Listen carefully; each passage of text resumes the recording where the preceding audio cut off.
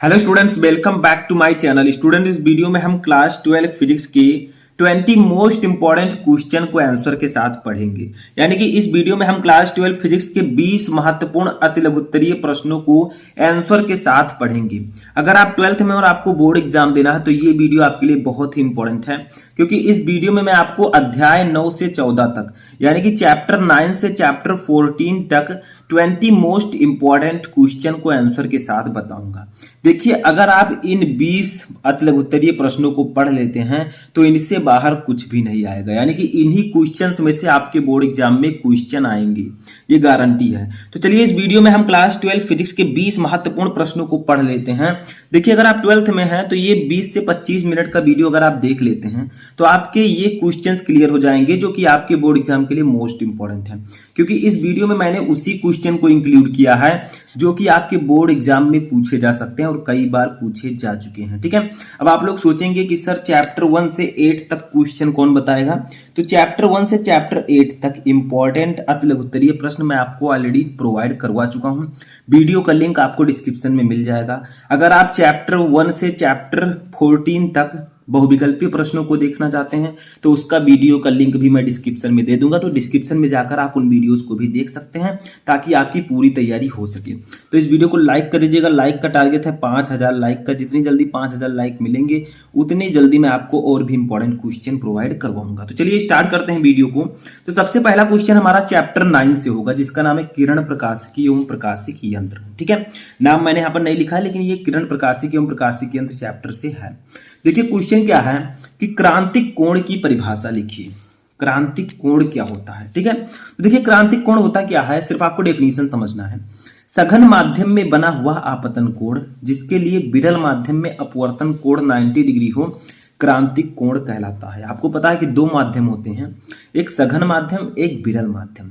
तो सघन माध्यम में बना ऐसा आपतन कोण जिसके लिए विरल माध्यम में अपवर्तन कोण 90 डिग्री हो, वो क्रांतिक कोण कहलाता है। ठीक है, इस प्रकार से आपको यहाँ पर डेफिनेशन याद करना होगा। ठीक है, क्योंकि इसमें कोई ट्रिक नहीं है कि मैं आपको बता दूं और आपको आसानी से याद हो जाए।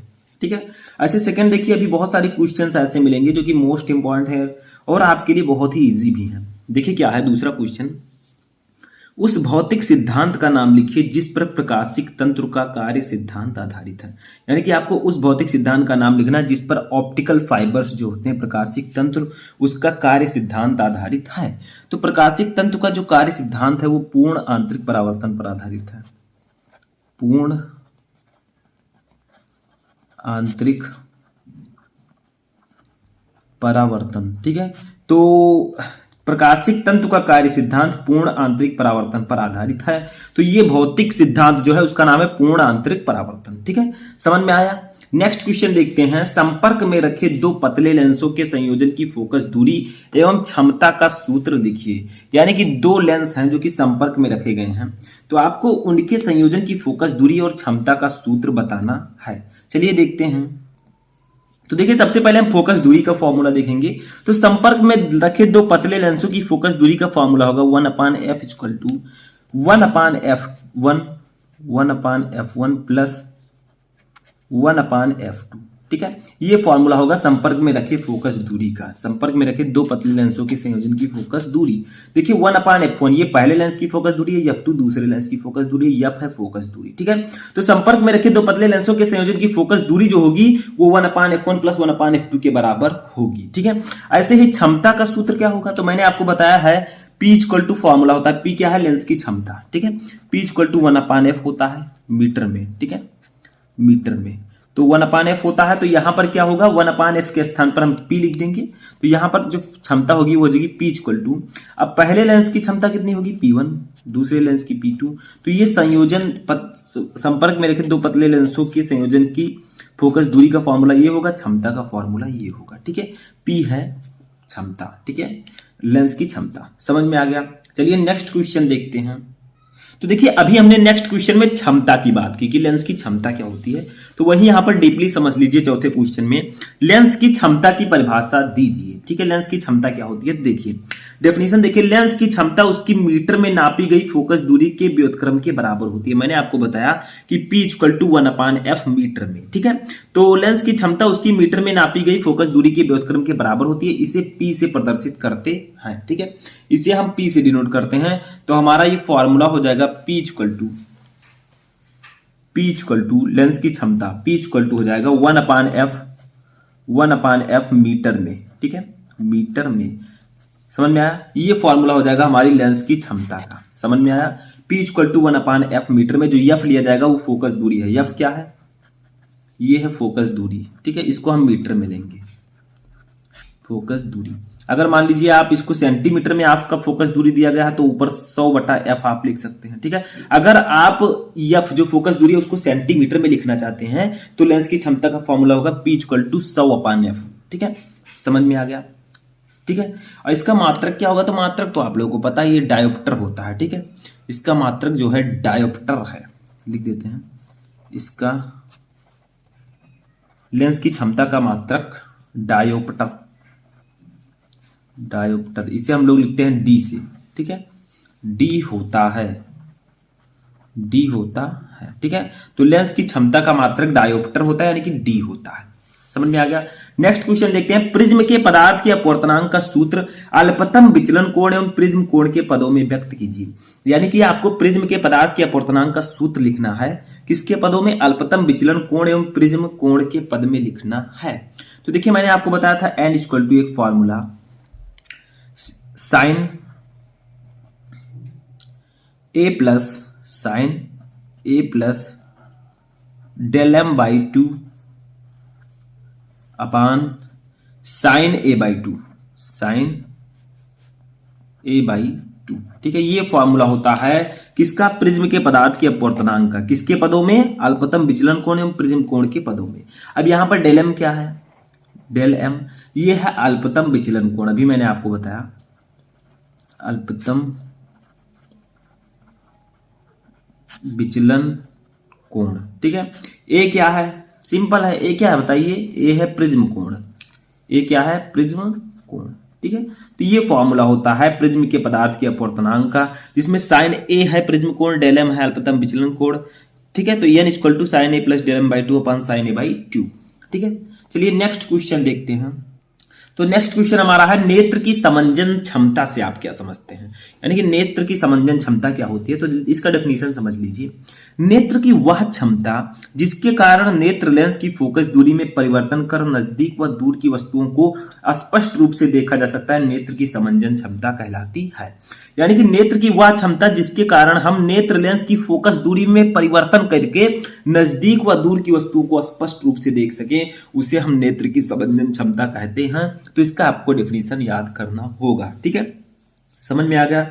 चलिए नेक्स्ट क्वेश्चन देखते हैं। अब जो हमारा 7वां क्वेश्चन है ये हमारे 10वें चैप्टर से है, जिसका नाम है तरंग प्रकाश की, ठीक है। क्वेश्चन क्या है, क्वेश्चन है कि ऐसी दो भौतिक घटनाओं का उल्लेख कीजिए जो प्रकाश की तरंग प्रकृति की पुष्टि करती हैं। यानी कि आपको ऐसी दो भौतिक घटनाओं का नाम बताना है जो ये बताती हैं कि प्रकाश की जो प्रकृति होती है वो तरंग प्रकृति होती है, ठीक है।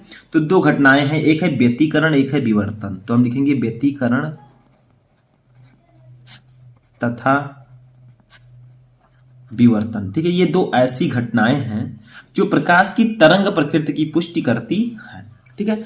नेक्स्ट क्वेश्चन हमारा इसी चैप्टर से है, प्रकाश के विवर्तन से आप क्या समझते हैं, ठीक है। तो प्रकाश का विवर्तन क्या होता है, देखिए जब प्रकाश किसी अवरोध या द्वारक पर आकर किनारों से मुड़ जाता है तब प्रकाश का इस प्रकार का मुड़ना ही प्रकाश का विवर्तन कहलाता है।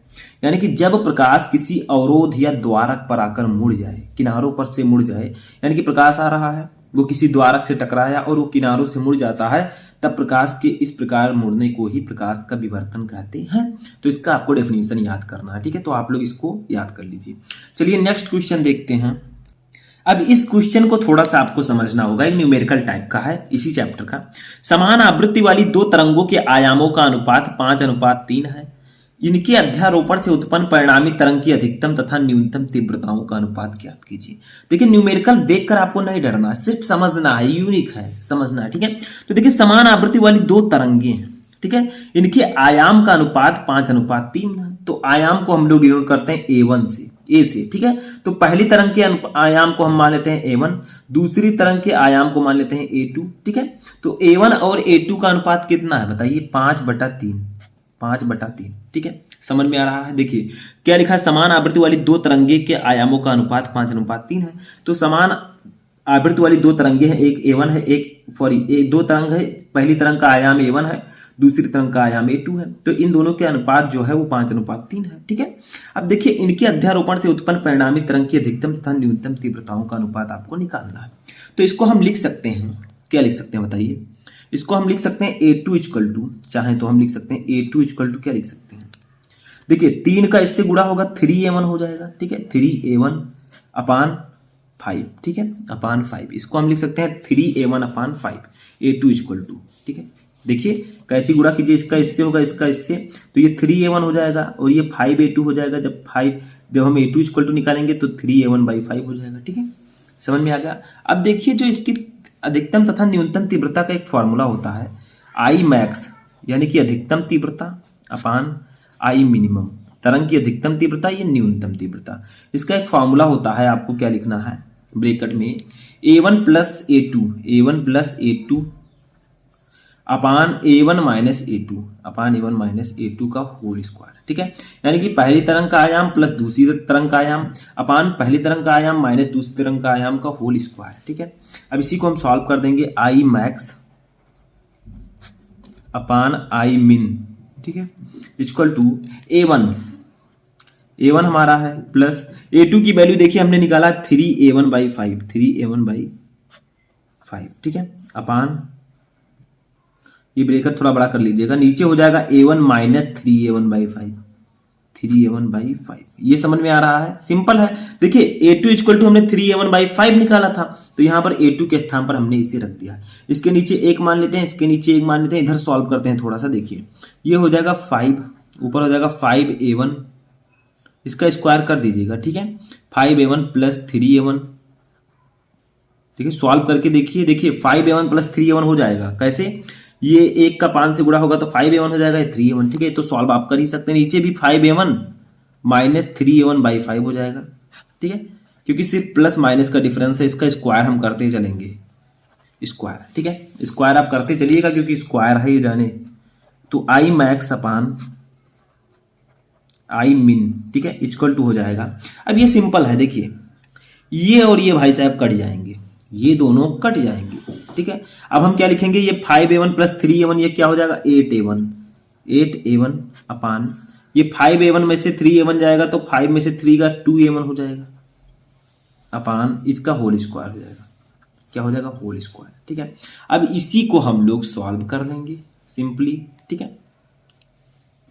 तो चलिए सॉल्व करते हैं, आई मैक्स अपान आई मिन यानी कि अधिकतम तीव्रता और न्यूनतम तीव्रता। देखिए A1 से ये 2A1 का 4 हो जाएगा, 2 चौके 8, A1 कट जाएगा, 2 चौके 8, यानी कि टोटल बचा हमारा यहां पर 4/1 का होल स्क्वायर, 4/1 का होल स्क्वायर। तो ये हमारा हो जाएगा आई मैक्स अपान आई मिन, ठीक है, इक्वल टू 4 चौक 16/1, ठीक है। यानी कि अधिकतम और न्यूनतम तीव्रताओं का अनुपात हमारा कितना आया, सिंपल है, अब आप लोग बता सकते हैं। आई मैक्स अपान आई मिन को हम लिख सकते हैं आई मैक्स अनुपात आई मिन, ठीक है। यानी कि इन दोनों का अनुपात जो आएगा वो आ जाएगा 16:1। बस हमारा ये न्यूमेरिकल लग चुका है, बस यही आपको निकालना था, ठीक है। तो ये आप लोग आसानी से निकाल सकते हैं, ऊपर वाला फॉर्मूला याद रखिएगा, ये वाला, ठीक है, जो मैंने यहाँ पर बताया है, ये वाला फॉर्मूला आप लोग याद रखिएगा, आपका निकल जाएगा आसानी से आयामों का अनुपात, ठीक है। चलिए नेक्स्ट क्वेश्चन हम देखते हैं, इनकी तीव्रताओं का अनुपात, ठीक है। चलिए नेक्स्ट क्वेश्चन देखते हैं। अब देखिए नेक्स्ट क्वेश्चन जो हमारा बहुत ही सिंपल क्वेश्चन है, हमारे 11 चैप्टर से है, जिसका नाम है विकिरण एवं तथा द्रव्य की द्वैत प्रकृति, ठीक है। क्वेश्चन क्या है कि प्रकाश वैद्युत कार्यफलन क्या होता है, यानी कि ये कई प्रकार से पूछा जाता है। प्रकाश वैद्युत कार्यफलन से क्या तात्पर्य है, कार्यफलन की परिभाषा दीजिए, ठीक है। तो आप कैसे लिखेंगे इसको, देखिए वह न्यूनतम प्रकाश ऊर्जा जो किसी धातु पृष्ठ से इलेक्ट्रॉन उत्सर्जित करने के लिए आवश्यक होती है, उस धातु का प्रकाश वैद्युत कार्यफलन कहलाता है। ठीक है, जैसे इसमें बहुत ही सिंपली आपको बताया गया है, क्या बताया गया है उसको भी समझ लेते हैं। देखिए मान लीजिए कोई धातु है, ठीक है, ये कोई धातु है, ठीक है, तो क्या कहा जा रहा है, वह न्यूनतम प्रकाश ऊर्जा जो किसी धातु पृष्ठ से ये प्रकाश आ रही है, ठीक है, अब इस प्रकाश की इतनी ऊर्जा होनी चाहिए, वह न्यूनतम प्रकाश ऊर्जा जो किसी धातु पृष्ठ से इलेक्ट्रॉन उत्सर्जन करने के लिए आवश्यक होती है। इस प्रकाश की इतनी ऊर्जा होनी चाहिए कि इससे इलेक्ट्रॉनों का उत्सर्जन होने लगे, ठीक है, इलेक्ट्रॉन इससे उत्सर्जित होने लगे, तो वही ऊर्जा जो है वो कहलाएगी उस धातु का प्रकाश वैद्युत कार्यफलन कहलाता है। ठीक है, यानी कि प्रकाश की इतनी ऊर्जा होनी चाहिए कि वह किसी धातु से इलेक्ट्रॉनों का उत्सर्जन कर सके, तो जो ऊर्जा होगी प्रकाश की वही उसकी प्रकाश वैद्युत कार्यफलन कहलाएगा। तो लिखा है वह न्यूनतम प्रकाश ऊर्जा जो किसी धातु पृष्ठ से इलेक्ट्रॉन उत्सर्जित करने के लिए आवश्यक होती है, उस धातु का प्रकाश वैद्युत कार्यफलन कहलाती है। ठीक है, अब देखिए इसे हम डिनोट किससे करते हैं, तो लिखेंगे इसे W से, ठीक है, W, इसे W से व्यक्त करते हैं या प्रदर्शित करते हैं। ठीक है, व्यक्त करते हैं। इसका फॉर्मूला क्या होगा, देखिए W इक्वल टू कार्यफलन equal to H mu naught, H mu naught, ठीक है, जहां H है प्लांक नियतांक, म्यू नॉट है देहली आवृत्ति। ठीक है, तो H क्या है, प्लांक नियतांक है, म्यू नॉट है देहली आवृत्ति। ये क्या है, म्यू नॉट देहली आवृत्ति, देहली आवृत्ति। ठीक है, और मैंने बताया H क्या है, H है प्लांक नियतांक, प्लांक नियतांक। ठीक है, अब देखिए ये तो हमने समझा कि ये W equal to H mu naught. अब इसके स्थान पर हम लिख सकते हैं W equal to H C upon lambda naught, H C upon lambda naught. क्यों लिख सकते हैं, क्योंकि जो म्यू नॉट इक्वल टू होता है, mu naught equal to C upon lambda naught होता है। ठीक है, सी अपान लैम्डा नॉट होता है, तो म्यू नॉट के स्थान पर हमने सी अपान लैम्डा नॉट रख दिया यहाँ पर, तो W इक्वल टू हमारा हो गया H C upon lambda naught. अब देखिए लैम्डा नॉट क्या है, यहाँ पर यह है देहली तरंग दैर्घ्य, म्यू नॉट तो हो गया देहली आवृत्ति, लैम्डा नॉट है तो ये देहली तरंग दैर्घ्य हो जाएगा। ठीक है, सी क्या है, प्रकाश की चाल 3 × 10⁸ मीटर प्रति सेकंड। ठीक है, तो ये इतना समझ में आ गया होगा आपको, बहुत ही सिंपल है। ठीक है, चलिए नेक्स्ट क्वेश्चन देखते हैं, देहली आवृत्ति क्या है, जो हमने म्यू नॉट आपको ऊपर बताया। ठीक है, ये देखिए म्यू नॉट ये क्या होती है, तो देखिए देहली आवृत्ति से आप क्या समझते हैं, तो ये भी सिंपल है, बस वही समझिए। देखिए मैंने आपको कार्यफलन में बताया कि प्रकाश की वह ऊर्जा जो किसी धातु पृष्ठ से इलेक्ट्रॉनों का उत्सर्जन कर सके वो कार्यफलन कहलाएगी। अब देहली आवृत्ति क्या है, प्रकाश देहली आवृत्ति आपतित प्रकाश की वह न्यूनतम आवृत्ति है जो किसी धातु से प्रकाश इलेक्ट्रॉन का उत्सर्जन कर सके, यानी कि प्रकाश की वह न्यूनतम आवृत्ति जो किसी धातु की पृष्ठ से प्रकाश इलेक्ट्रॉनों का उत्सर्जन कर सके वो देहली आवृत्ति कहलाएगी। ठीक है, यानी कि इस प्रकाश की उतनी आवृत्ति होनी चाहिए कि ये किसी धातु पृष्ठ की सतह से इलेक्ट्रॉनों का उत्सर्जन कर सके। तो देहली आवृत्ति क्या है, देहली आवृत्ति आपतित प्रकाश की वह न्यूनतम आवृत्ति है जो किसी धातु से प्रकाश इलेक्ट्रॉनों का उत्सर्जन कर सके। ठीक है, इतना समझ में है, बहुत ही सिंपल है, आपको ये सिर्फ समझना है। ठीक है, अब इसे हम लोग किससे डिनोट करते हैं, तो मैंने अभी आपको बताया इसे म्यू नॉट से डिनोट करते हैं। ठीक है, म्यू नॉट से प्रदर्शित करते हैं, व्यक्त करते हैं। ठीक है, से प्रदर्शित करते हैं। ठीक है, तो बहुत ही सिंपल है, सिर्फ आपको थोड़ा थोड़ा समझना है बस। ठीक है, चलिए नेक्स्ट क्वेश्चन देखते हैं। अब देखिए जो 12 नंबर क्वेश्चन है ये भी हमारा इसी चैप्टर से है।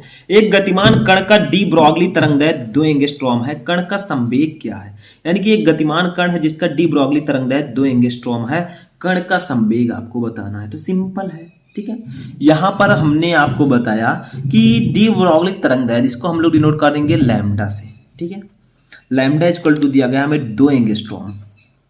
अब यहां पर हम एंगस्ट्रॉम को जब हम मीटर में बदलेंगे तो ये हमारा कितना हो जाएगा, 2 × 10⁻−10 मीटर। ठीक है, ये तो सभी को पता है। ठीक है, अब यहां पर एक फॉर्मूला होता है, क्योंकि हमें निकालना क्या है, हमें यहां पर एक चीज और पता होना चाहिए। ठीक है, हमें यहां पर निकालना है P यानी कि संवेग। ठीक है, ये हमें निकालना, तो एक फॉर्मूला होता है वो समझिए। फॉर्मूला क्या होता है, P इक्वल टू कण का संवेग, कण का संवेग P equal to H upon lambda, H upon lambda, ये फॉर्मूला होता है। ठीक है, अब हम क्या करेंगे, एच के स्थान पर एच क्या है, मैंने बताया एच है प्लांक नियतांक। एच क्या है, फॉइड में मैं लिख देता हूं प्लांक नियतांक, प्लांक नियतांक एच। ठीक है, इसकी एक वैल्यू होती है वो मैं बताता हूं आपको। इसकी वैल्यू होते हैं 6.6 गुणे 10 की पावर माइनस 34। तो वही मैं यहाँ पर लिख दूंगा यह के स्थान पर, ये 6.6 गुणे 10 की पावर माइनस 34 ही वैल्यू होती है, ठीक है, कम ज़्यादा नहीं, यानी कि ये वैल्यू इसकी फिक्स है। जैसे आपके 1/4πε0 का वैल्यू फिक्स है वैसे इसका भी, ठीक है। लैम्डा हमें दिया गया है 2 गुणे 10 की पावर माइनस 10, इसको कट करेंगे 2, ये हो जाएगा 3.3, देखिए 2 3 6 2 3 6 3.3, ठीक है। तो हमारा जो कण का संवेग P आएगा वो कितना आ जाएगा, 3.3 गुणे 10 की पावर माइनस 34 गुणे 10 की पावर माइनस 10 से नीचे ऊपर ले जाएं इससे, तो 10 की पावर प्लस 10 हो जाएगा, ठीक है। अब यहाँ पर हमारा P इक्वल टू आ जाएगा 3.3 गुणे 10 के पावर माइनस 24, देखिए 34 में से 10 चला जाएगा तो माइनस 24 बचेगा, ये हो जाएगा किलोग्राम मीटर प्रति सेकेंड, किलोग्राम मीटर प्रति सेकेंड, ठीक है। ये हमारा आंसर आ जाएगा, ये कण का संवेग आ जाएगा, ठीक है। समझ में आ गया। चलिए नेक्स्ट क्वेश्चन देखते हैं जो हमारे नेक्स्ट चैप्टर से है। तो ये क्वेश्चन जो है हमारे 12 नंबर चैप्टर से है जिसका नाम है परमाणु, ठीक है। क्वेश्चन क्या है कि रेडबर्ग नियतांक का मान लिखिए। रेडबर्ग नियतांक की वैल्यू कितनी होती है, तो रेडबर्ग नियतांक का वैल्यू होता है 1.097 गुणे 10 की power 7 metre inverse, metre inverse. तो रेडबर्ग नियतांक का मान होता है 1.097 गुणे 10 की पावर 7 मीटर इनवर्स, ठीक है। समझ में आ गया। चलिए नेक्स्ट क्वेश्चन देखते हैं जो हमारे नेक्स्ट चैप्टर से है नाभिक, जो हमारा 13 नंबर चैप्टर है नाभिक। देखिए क्वेश्चन हमारा है कि नाभिकीय रिएक्टर में कैडमियम छड़ों का क्या उपयोग है, यानी कि जो नाभिकीय रिएक्टर होता है उसमें कैडमियम छड़ क्यों लगाए जाते हैं, कि उसका उपयोग क्या है। तो देखिए लिखिए सिंपली, विखंडन की क्रिया को नियंत्रित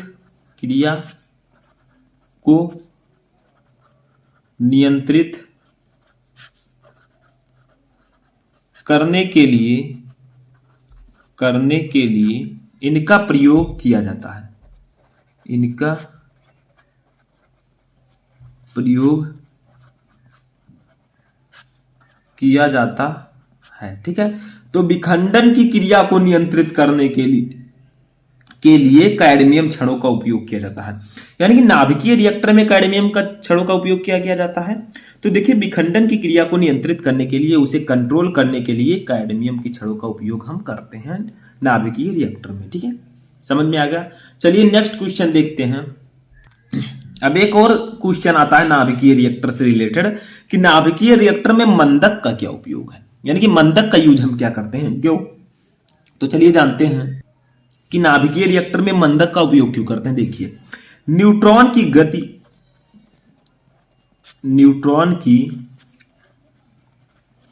गति को मंद करने के लिए देखिए मंदक नाम से ही स्पष्ट है, मंद, ठीक है, करने के लिए मंदक का उपयोग किया जाता है,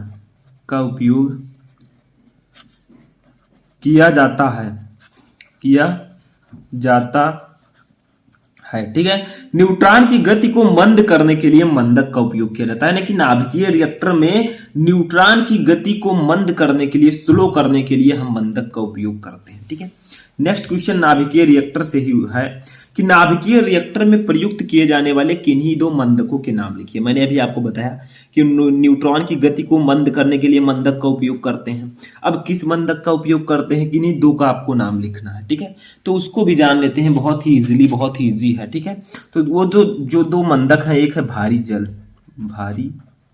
जल है एक, और एक है ग्रेफाइट,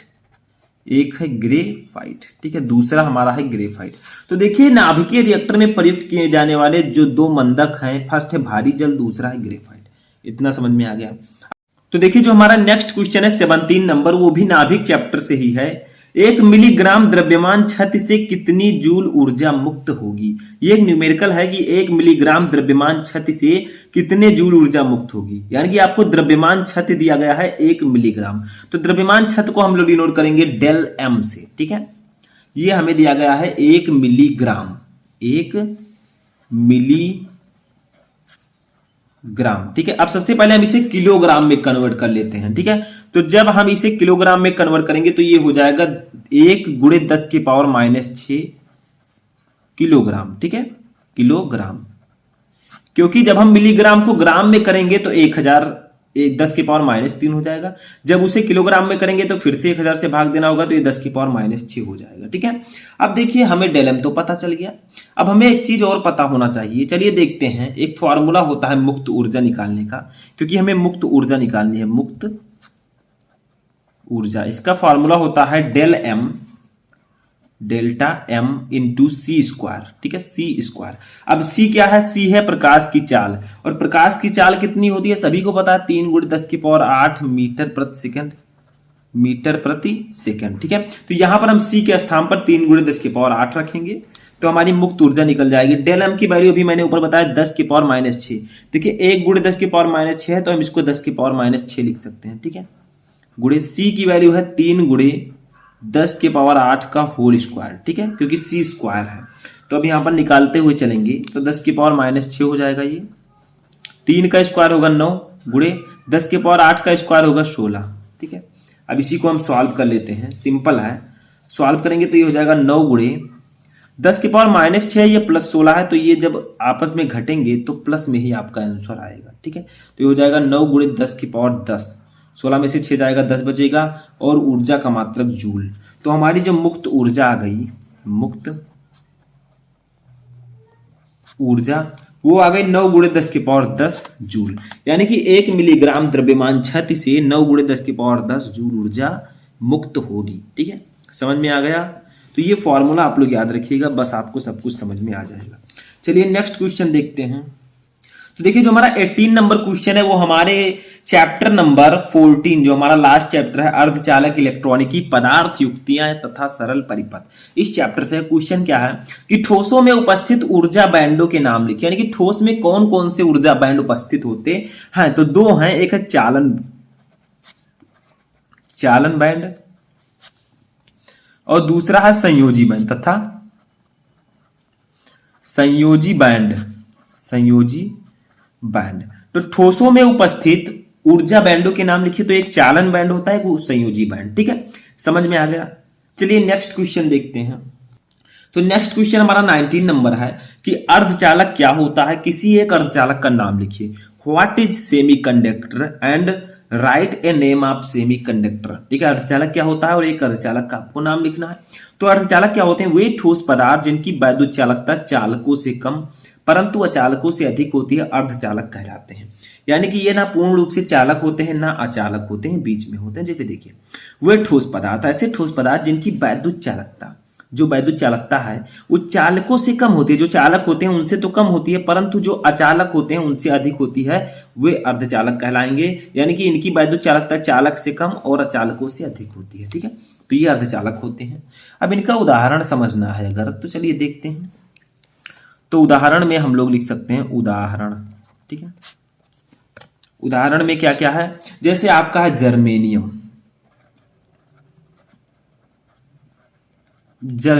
जीई। ठीक है, जर्मेनियम हो गया आपका, सिलिकॉन हो गया, सिलिकॉन। ठीक है, तो ये सब आपके अर्धचालक हैं। समझ में आ रहा है? बहुत ही सिंपल है। नेक्स्ट क्वेश्चन हम देखते हैं 20 और लास्ट नंबर हमारा है, एलईडी का पूरा नाम लिखिए। एलईडी आपने नाम तो सुना ही होगा, एलईडी। ठीक है, एलईडी बल्ब भी आप लोग यूज करते होंगे। तो एलईडी का फुल नेम क्या होता है? तो एलईडी का फुल नेम होता है light emitting diode. Light emitting diode. ठीक है, एलईडी का पूरा नाम होता है लाइट एमिटिंग डायोड। ठीक है, इसे हम लोग इंग्लिश हिंदी में बोले तो प्रकाश उत्सर्जक डायोड, प्रकाश उत्सर्जक डायोड। ठीक है, तो एलईडी का पूरा नाम होता है लाइट एमिटिंग डायोड, हिंदी में बोले तो प्रकाश उत्सर्जक डायोड। ठीक है, समझ में आ गया? बहुत ही सिंपल से क्वेश्चन थे। तो यहां पर मैंने आपको 20 मोस्ट इंपॉर्टेंट क्वेश्चंस को आंसर के साथ बताया। आपको कमेंट बॉक्स में बताना है कि इनमें से कितने क्वेश्चन आपको पहले से पता थे और आप लोग किस टॉपिक पर वीडियो चाहते हैं। वीडियो अच्छा लगा तो इस वीडियो को ज़्यादा से ज़्यादा लाइक करें, अपने दोस्तों के साथ शेयर करें, और अगर इससे पहले के जो वीडियोज हैं उनको आपने नहीं देखा तो डिस्क्रिप्शन में मैं लिंक दे दूंगा, वहाँ से जाकर आप देख सकते हैं।